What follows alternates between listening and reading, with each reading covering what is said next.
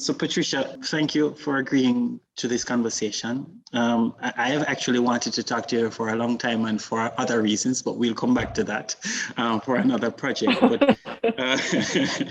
But some time ago, Anna reached out to me and we started to think about the question of art histories and rethinking art histories, and also rethinking art histories from what one could call a pluriversal perspective, or one could call a perspective that was more located within and from the Caribbean.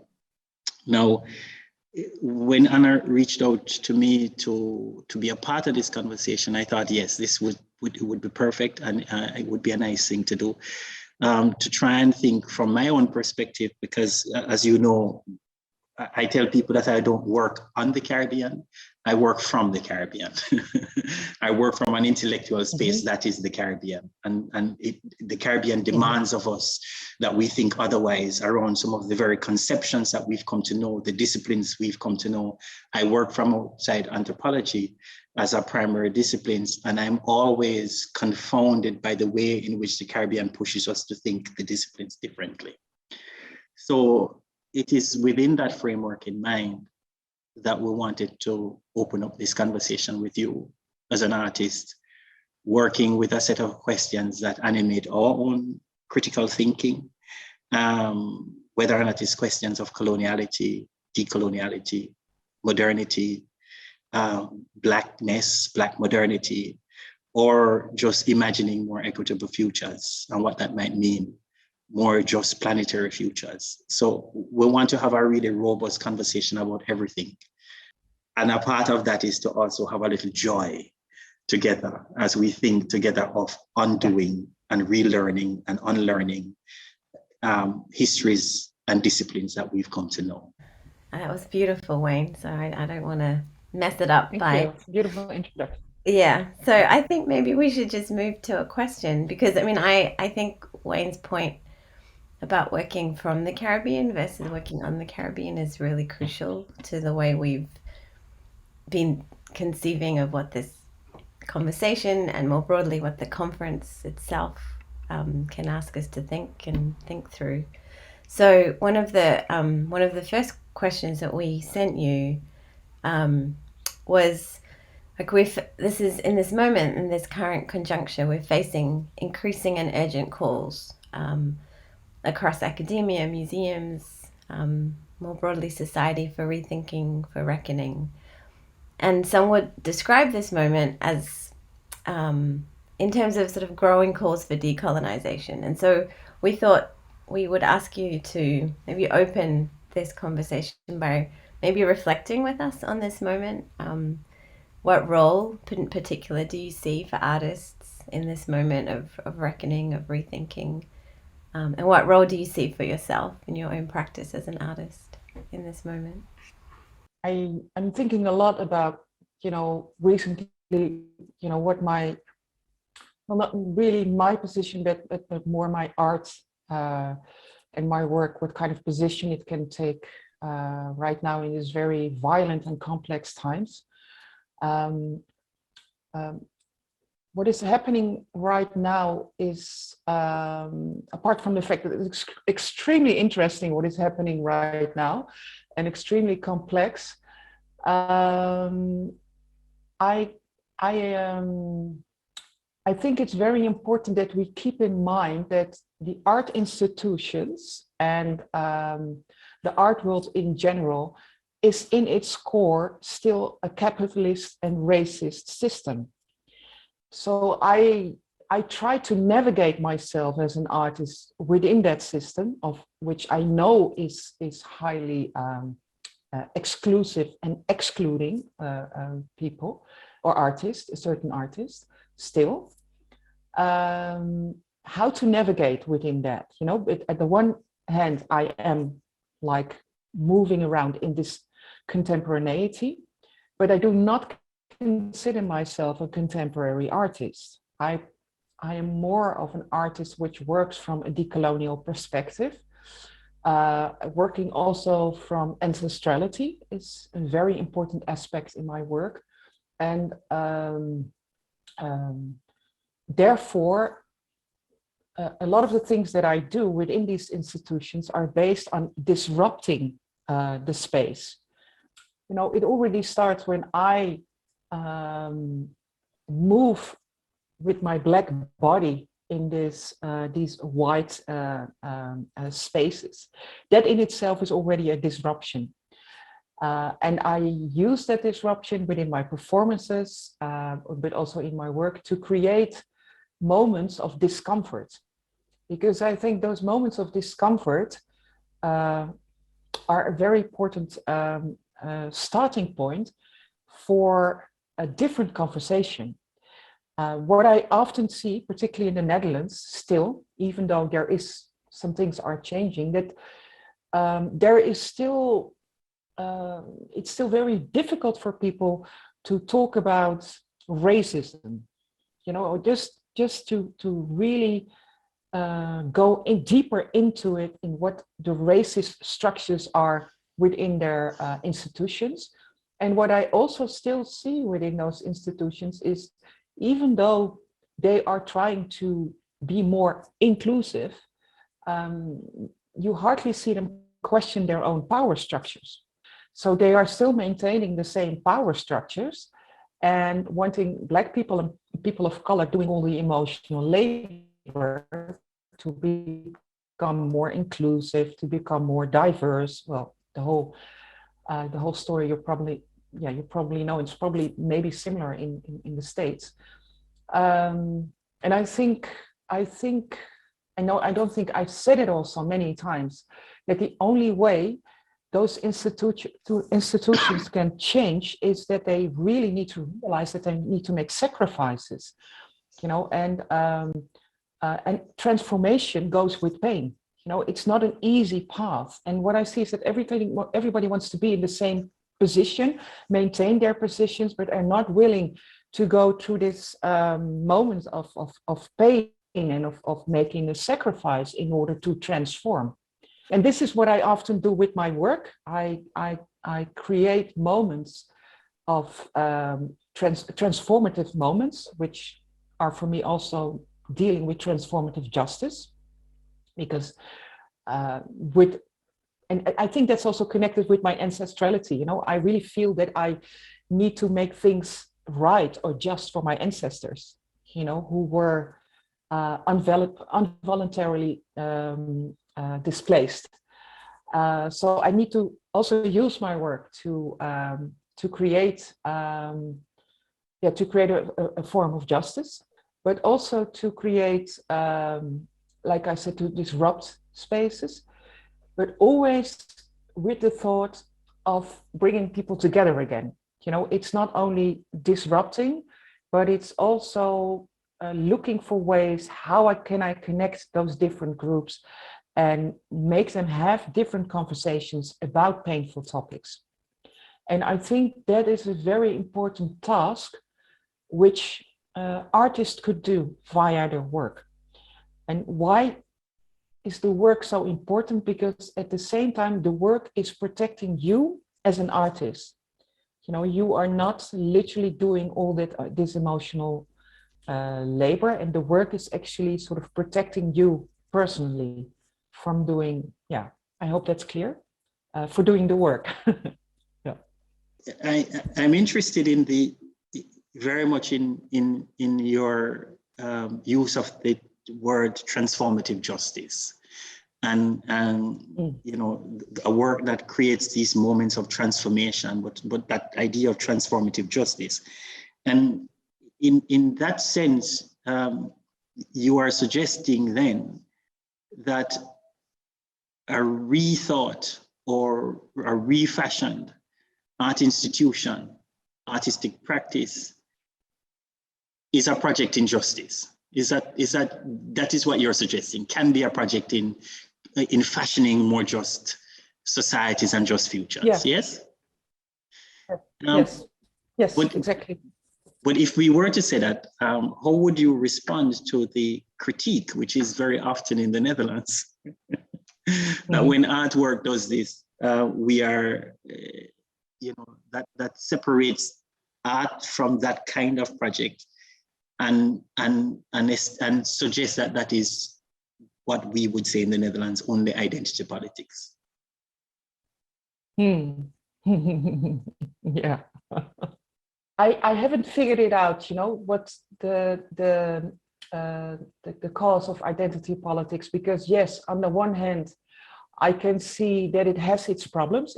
You know, if we speak from identity politics, but on the other hand, I'm also thinking to myself, who is, from which starting point, or what is the paradigm of which identity politics are being judged? You know, because not everybody has the luxury or the possibility to make a choice in identity politics or not. For some people, it is a form of survival.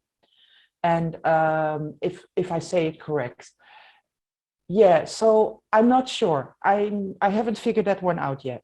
You know, it's for me, it's a very difficult thread to balance on. And yeah. So I'm sure I cannot answer that question. I don't know yet. No. Well, before Anna comes in, I must tell you that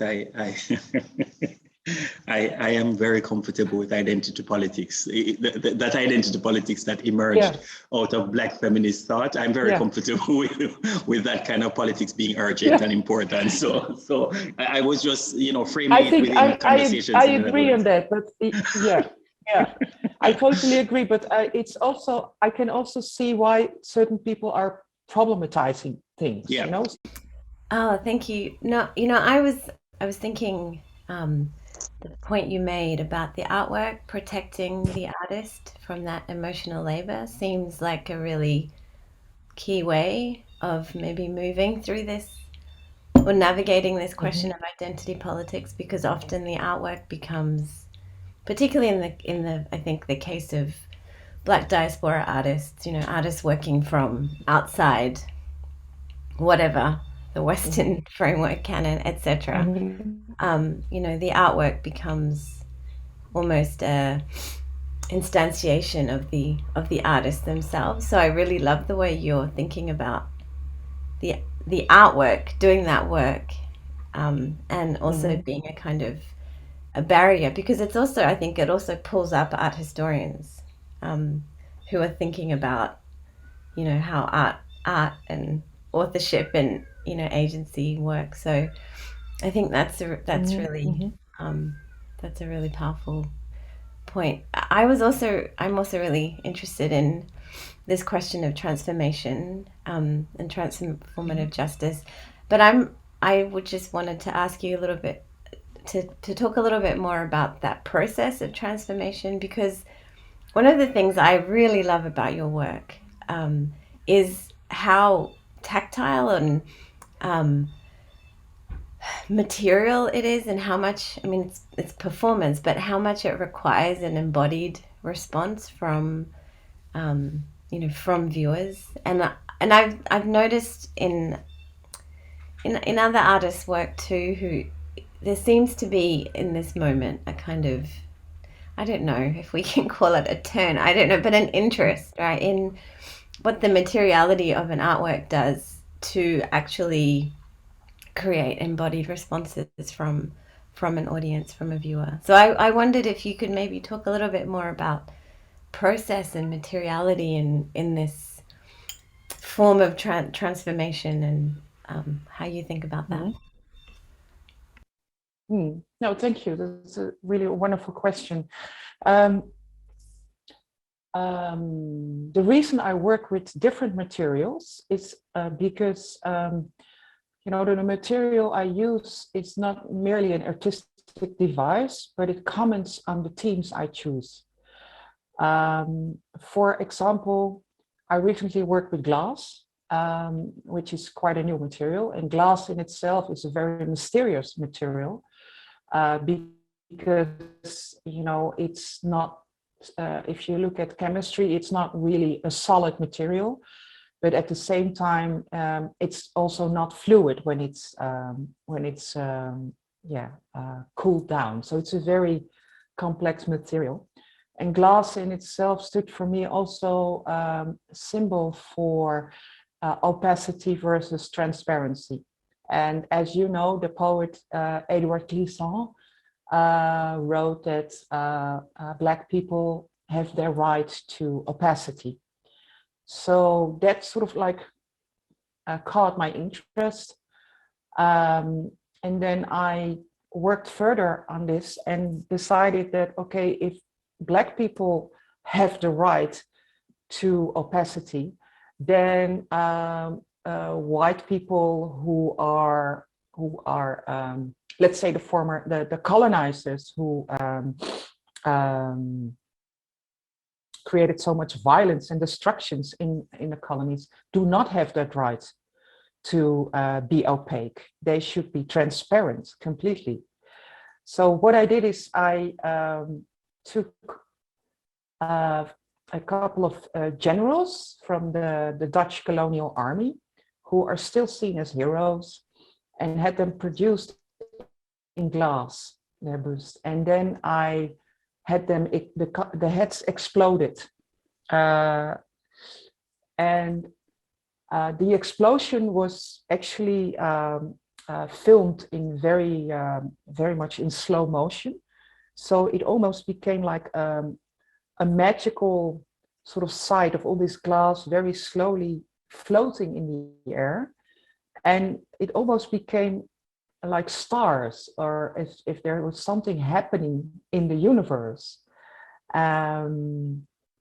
while they were exploding. And while the audiences was looking at these explosions, they were protected by flowers and plants made of glass as well. And those flowers and plants are very important within the Caribbean tradition because they protected runaway slaves. So they were protected. So while the audience is looking to this violence and to these explosions, they are protected by these flowers. But, and while everybody is watching, you hear a text of Shakespeare. What a piece of work is man. How noble in reason, how infinite in faculty, in form and moving, how express and admirable. In apprehension, how like an angel. So it's, and what is this quintessence in dust? Man delights me not. It's Hamlet who says that. And it's a very existential text about what it means to be a human being. And I like to connect those different realities, different narratives, these stories together to create this new story. So that in itself is a form of transformation already. I am transforming the meaning of a very old text of Shakespeare.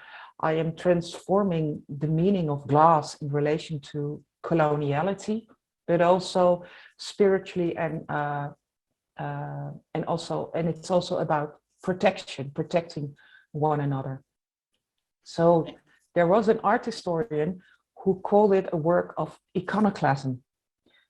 And then I responded that, yeah, but it's not the European way of iconoclasm, because that's a way of total destruction. What I am doing is not destruction, I am transforming something.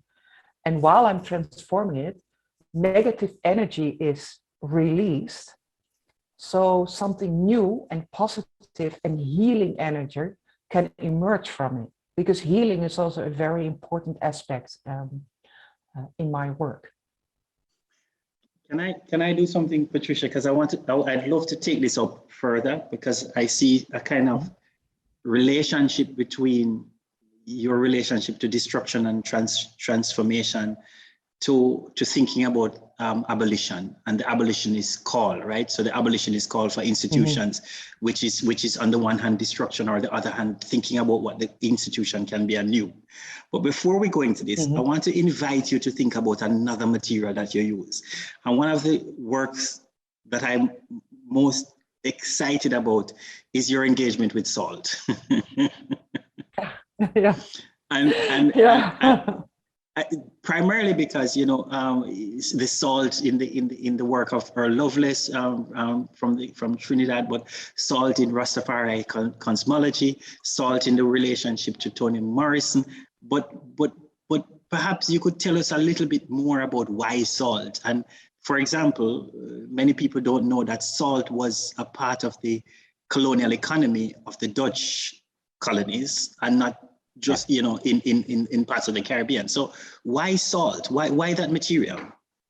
I came across this Caribbean legend, which told that enslaved people refrained from eating salt, thinking they would become lighter and could fly back to Africa.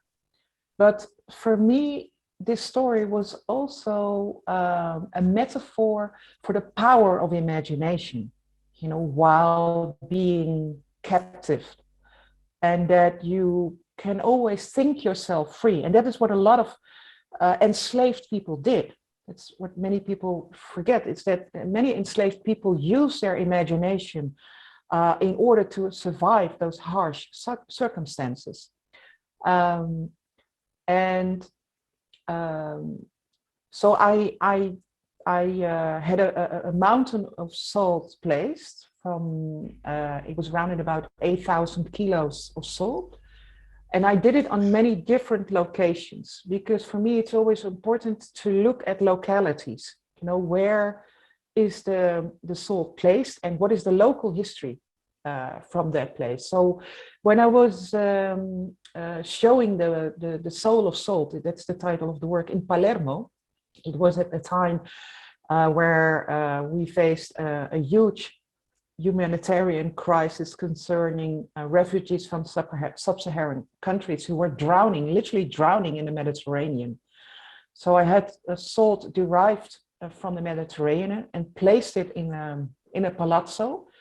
And I contacted a local refugee center and invited local refugee girls to sing the song Many Thousand Gone during the opening performance. And there was a Winti priest.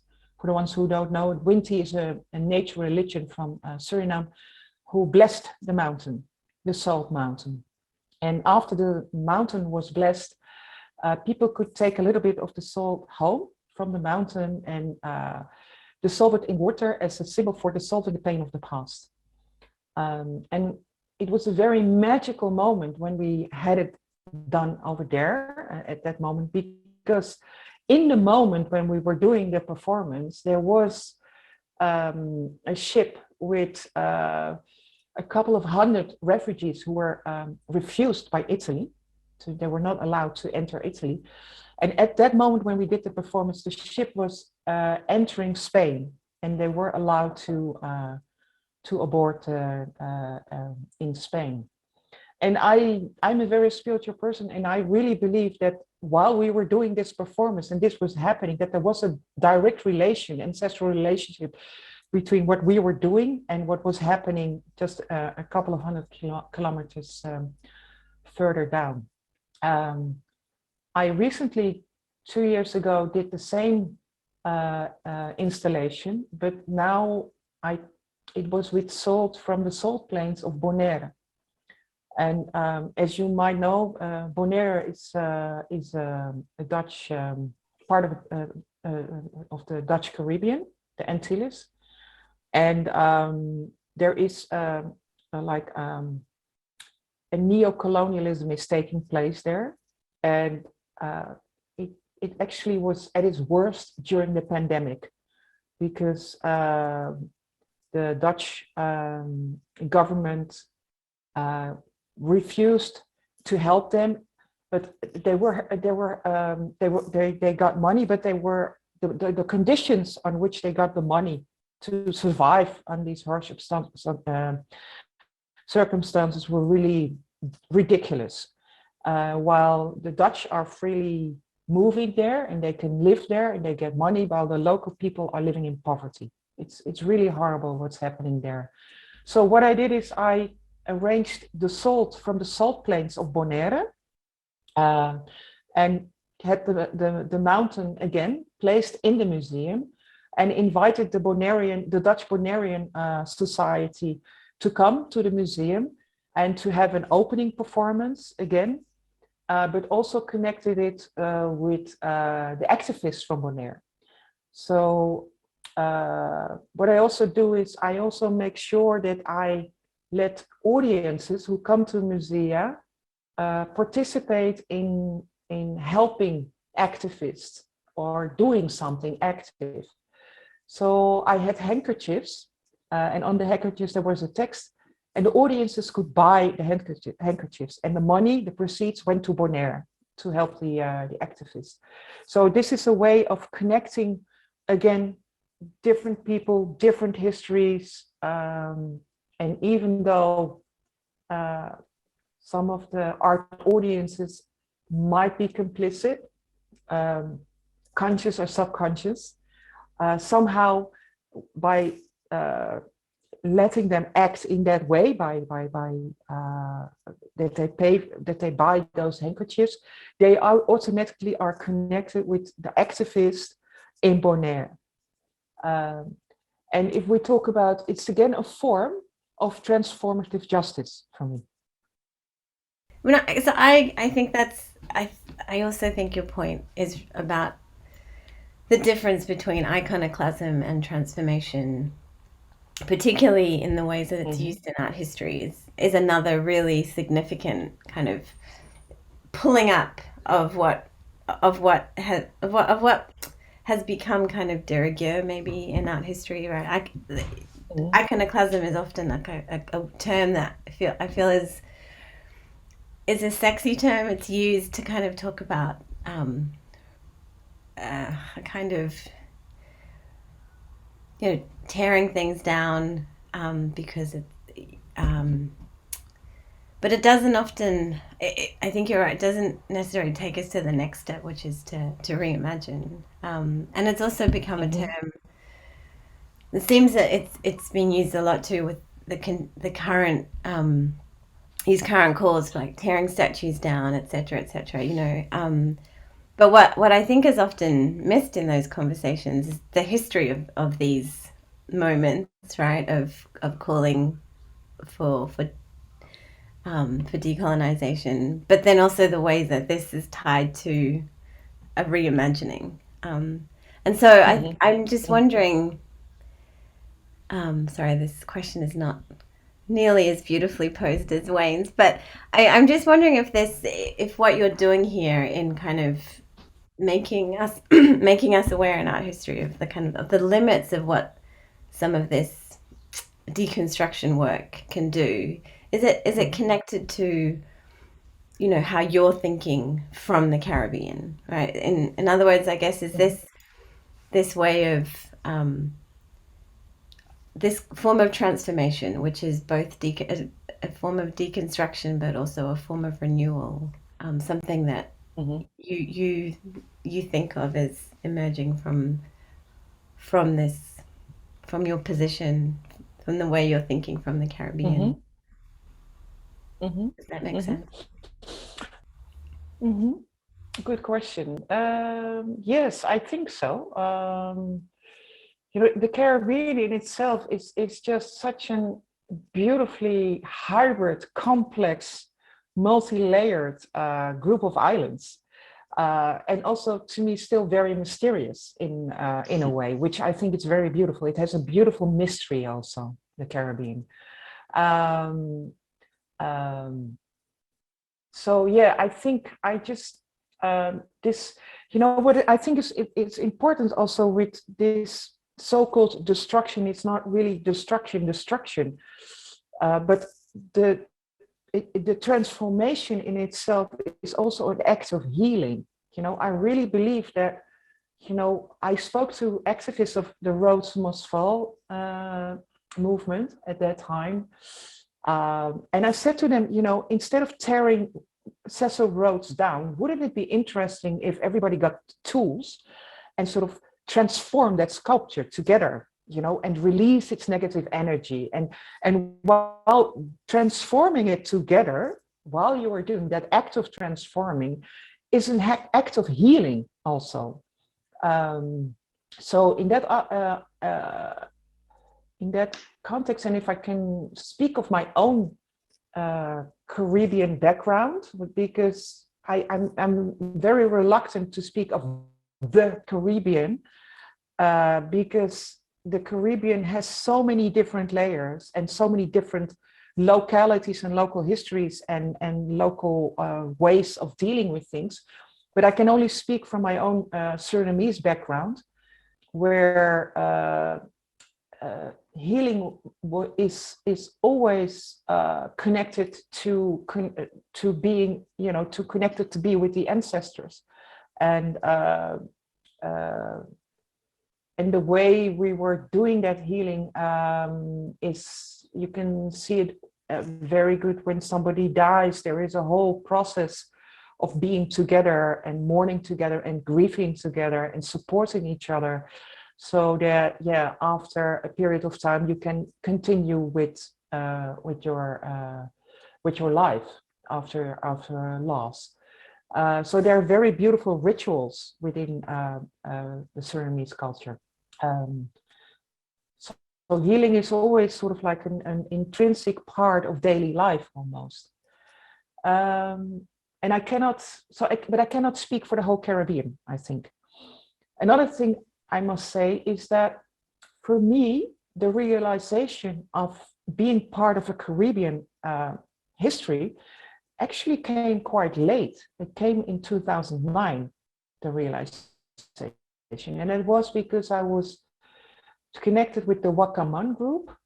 It was with Remy Jongeman, with Charles Landvreugd, Marcel Pinos, Iris Kensmil, Kurt Nahar. We were Surinamese artists working in the Netherlands and in Suriname and being connected and doing a project together. And it was actually for the first time that we decided to turn our back to the Dutch, to the Netherlands.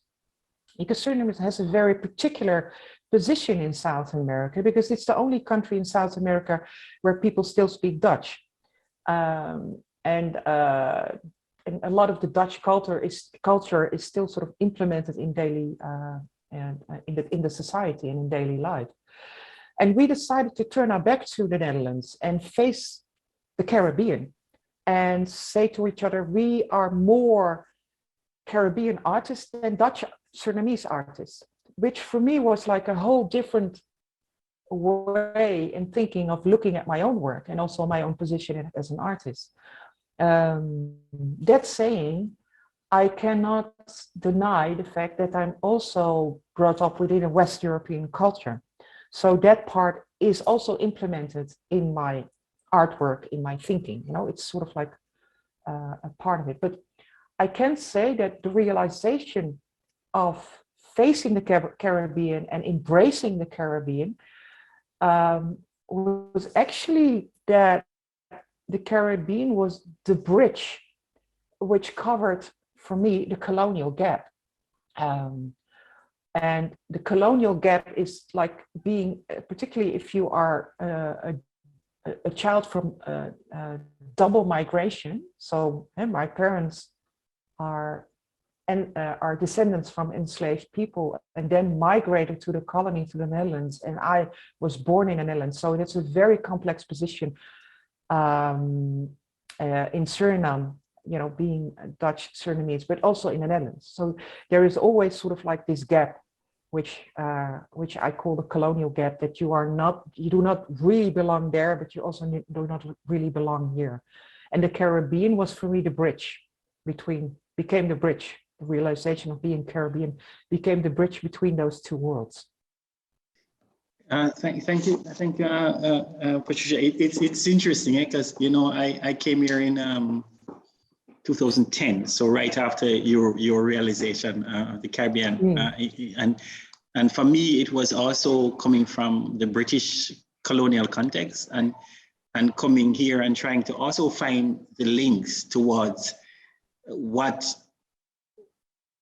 was Caribbean about the Caribbean. What are its specificities? What are its differences? So when I came here, one of the first things that I was looking for was, having had a longer tradition of looking at the Caribbean intellectual tradition. And one of the first questions was, which Dutch intellectual would I think about in the canon? So funnily enough, I'm working on a special part of Small Axe now on Anton de Kom. with 5 conversations. And the idea is to bring it into dialogue with all of the other works that have been going on the Spanish, French, and English Caribbean. But I still want to go back to this deconstruction, because in my field, and I come from, many of you will know, I don't come from the art museum field. I come from what we call the ethnographic museum field, world museum field. In my field, there was a moment recently where this amazing activist, decolonial activist, did a striking article, and the article was called "The Museum Will Not Be Decolonized," right?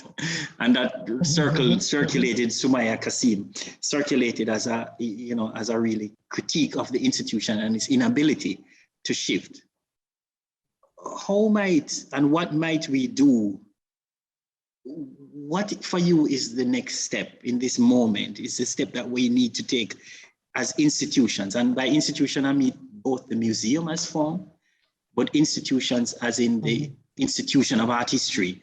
What would you say is necessary right now for us to make this step after a long history of conversation around decoloniality? And I know that you are embedded in conversations around decoloniality, in terms of Guatemala and others. Where do we go next, in your opinion? I have very radical thoughts about that. Tell us. Actually, I literally think that museums should be torn down. Ooh, and then okay. and should So to all the students. Yeah. I really think that, and then they should be torn down, and then the place where they stood should be cleansed, spiritually cleansed and healed. And then from there on, you need to start a completely different conversation on, do we really need those institutions in our society? Or do we need to build something new together? And which is from the beginning on based on total equality and love. Let's not forget love also. Love and the proper word, the proper democratic way, not the way the West made of democracy, or maybe I should more refer to assemblies. I think that's a more accurate word. But of course, that's not going to happen. Yeah, exactly. But until then, what do we do? I keep on saying that the power structures within the museum should be seriously questioned and looked at and changed.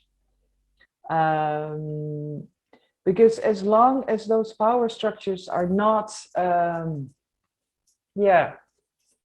acknowledged the way they should be acknowledged, in my opinion, then you can do whatever you want to do. You can make so many wonderful exhibitions and have amazing conversations. But if those systems of oppression and power structures are still maintained within that museum, then it's not really going to change. Can I ask a follow-up question? Because I think this is wonderful. And fortunately it's not going to happen, but I also wish it would. But I feel like one of the reasons that we have museums also is because of a discipline like art history. And so what you're also talking about a completely different way of approaching art. And so I'm just wondering what you think, like how should we be writing, or as art historians, right? What would you how would you tell us to write differently, or to in a way that would allow this kind of, I don't know what the word, accessibility, engagement from a or even love. That would allow love. Approaching it with love and joy. Yeah. I think that's a very important important aspect which often is overlooked, you know, the importance of love, of joy, of celebrating. What I also think, I don't know, I'm not an art historian, I'm not a scientist, you know, I'm more of a person who works from my heart and my feelings and my intuition. But what I think is maybe important is also to always question yourself, you know, what you write, and never see what you write as the absolute truth, but that it's always open for critique or new interpretations or doubts even, you know. I read a lot of texts also from art historians, and I'm like, wow, there's hardly any doubt in it. It's often so, particularly Western art historian, it's so self-assured, and it's so sure about its own ideas of what the world should be like, what art should be, and also how art, about the aesthetics of art and how art should look. There is so much I would wish that there was a little bit more insecurity, you know, and vulnerability also, particularly vulnerability. I really miss vulnerability in a lot of texts that I'm reading, and yeah, maybe that should be interesting to change that, and also that it is okay to write a text and at the same time, while you're writing it, question yourself or be honest about about the fact that you do not know everything, but that you question it or that you doubt things, you know. Particularly, I'm really talking about West European art history as I know it, and it has so many blind spots. So many blind spots. So what do you do about your blind spots as a writer or as an art historian? How can you open your mind and properly do research on your own blind spots? That's very difficult because your blind spot is probably also the blind spot. So if you know what I mean, yeah. Yeah. But I mean, your work also gives us a lot of clues. I mean, I like your idea of the vulnerability. I've been working some times ago with the idea that every piece of writing is a piece of writing shame.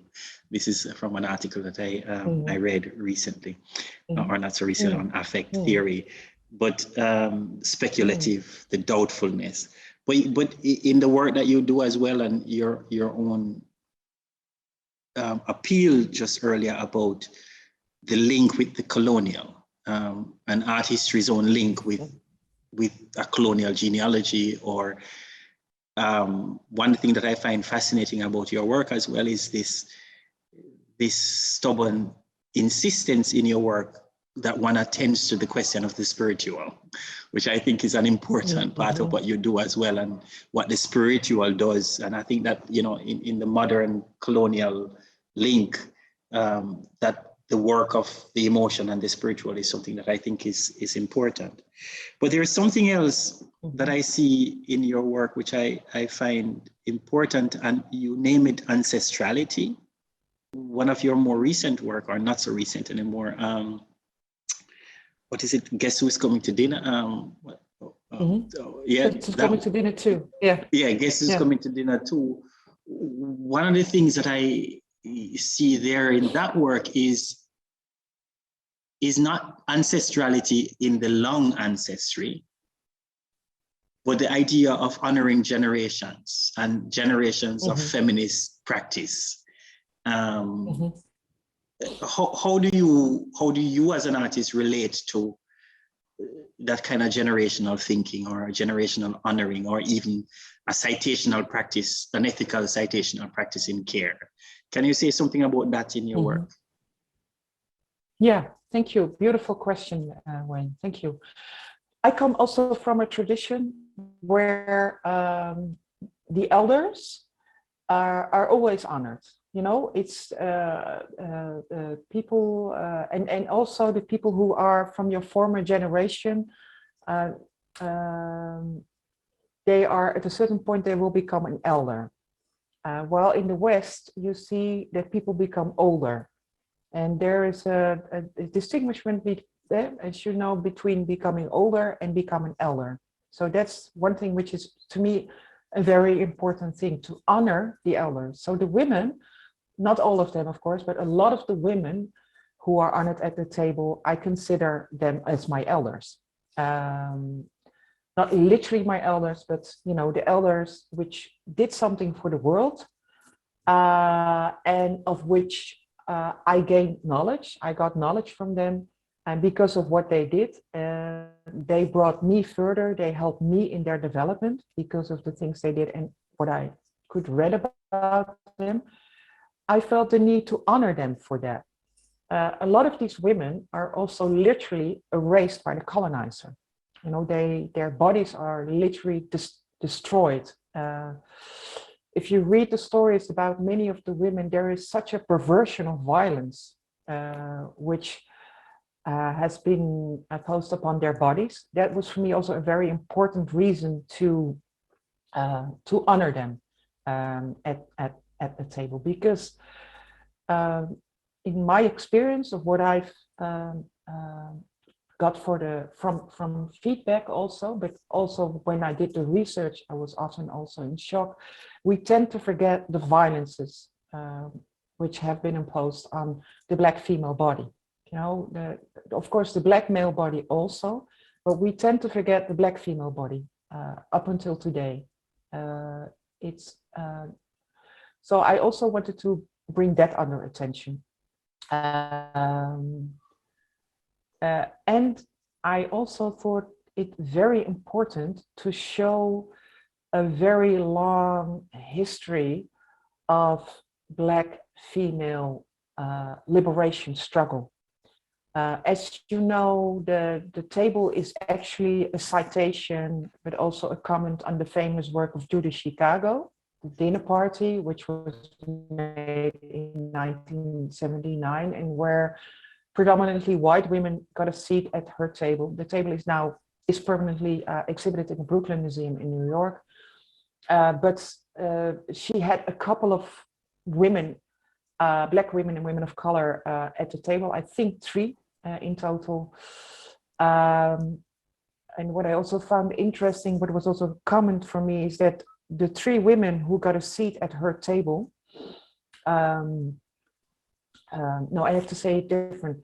Every woman at that table has a plate, which is sort of like, and on that plate there is sort of like an extract form of their vulva. And it's sort of also celebrating female sexuality, except for the Black woman, which is Sojourner Truth.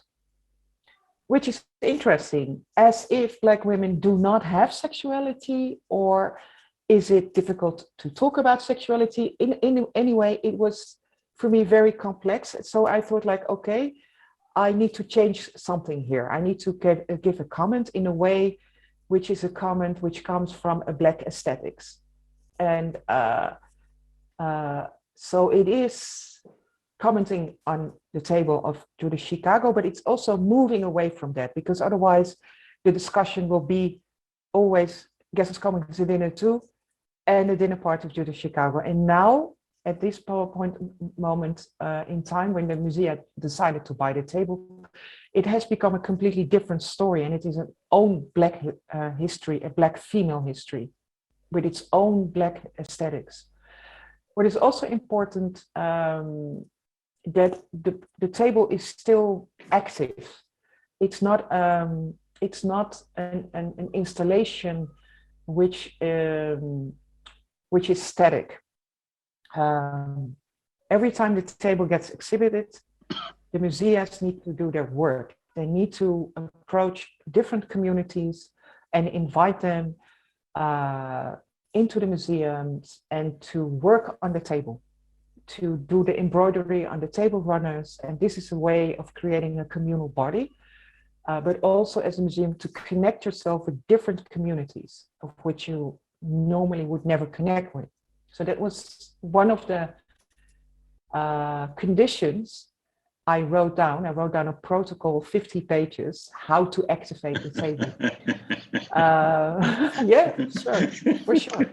So the table can only be exhibited if it's activated. Otherwise, they are not allowed to exhibit it. From a museum perspective, that's a kind of museum nightmare. Thank you, Patricia. Yeah, I know. I know. It's the disruption and the transformation all in one. This is the disruption. Yeah. Yeah. This is maybe this is a very modest way for me. Actually, you said like, what can musea do to transform? Well, this is my modest contribution to help them transform a little bit, you know, and not. So they need to do their homework and and a lot of work before they can exhibit the table. But up until now, they're doing it. So yeah, that's good. Nice. I love how this work also really disrupts the kind of art historical idea of influence and referentiality, right? Which is always about a kind of genealogy of style, or being able to connect what you're doing to what happened to some old master before. But this is really a kind of, as you say, Wayne, this citationality that creates relation. And I guess that kind of goes back to what you were saying at the beginning about disrupting and transformation, and how through this sort of embodied response, audiences also come into a kind of communality in new ways, which is really beautiful. Yeah, but it's also, well, for me, it was also very important when I started this whole project. It was in actually the poorest area at that time of the Netherlands. And a lot of women from particularly from North African countries lived there in complete isolation. And it was also a possibility to connect those women with women who had to live in a shelter because of domestic violence, and also with the more privileged women. And I thought like it's very important that women come together and listen to each other's stories, you know, because the Netherlands, as you know, also Wayne, we have like a very separate society. Apartheid is a Dutch word, as you know, and there is like there are not many communities who connect with each other, different communities, and know of each other's lives. And I wanted to connect these different women to each other, because once you are connected and once you get to know of each other's stories, it creates understanding and hopefully also empathy. And then and when you can create understanding and empathy, hopefully also something can change within society. I try to actually, for a long time, I had the position where I was connected as an artist to the center. And the center is where predominantly white, rich, privileged people live, and to the marginalized part of Amsterdam. And because I had the connection with the center, I could sort of like be an in-between person to connect these two worlds with each other. And sometimes it was literally connecting, you know, bringing those groups together. But sometimes I do it money-wise. I sort of like know how to get funding or subsidy or whatever from the center, and I make sure that part of the money goes to the marginalized people. That position has changed a little bit because I'm now partially living in France, and things, when you are busy with transformation, it is inevitable that you yourself also transform. So that's also happening now. Yeah. Anna, I think we are almost out of time, and so we should close. Personally, You've taken us through a whole lot. I mean, I can think of not only your engagement with materiality and what materiality helps us to understand, but the practices of togetherness that you've described as important part of how you want to inaugurate a different kind of world. The demand that our institutions change in a way that is that opens up horizons of justice, what you call transformational justice, a certain kind of what I think of as abolition as justice is in your work. If you were, Patricia, to tell us one thing, and we should tell the audience that actually, when we invited you, you said to us, it might not be possible to be at the conference, and one must care for the planet. so you know, you don't have to travel to be a part of it. So we want to open up that space. But if you were to tell us one thing that you would say you want us to take with us as we try to rethink, reckon with the troublesome space that art history and art institutions are right now, what would that one thing be? What would you want to leave with us, the audience? Okay. Well, I was already talking about relationality being a very important aspect. But within that context of colonialism and relationality, I also think it's very important that we start to realize that everything is connected. You cannot talk about art and not be busy with climate justice. You cannot talk about race and not be busy with gender and climate and poverty. Everything is connected. And this is actually maybe a very hopeful change, because more and more people start to realize that. More and more people start to realize that the problems we have are a direct consequence from the colonial modernity project, and everything is connected. Thank you so much, Patricia. That was beautiful. And in a Rastafari way, I personally want to leave Patricia by reiterating your call to love.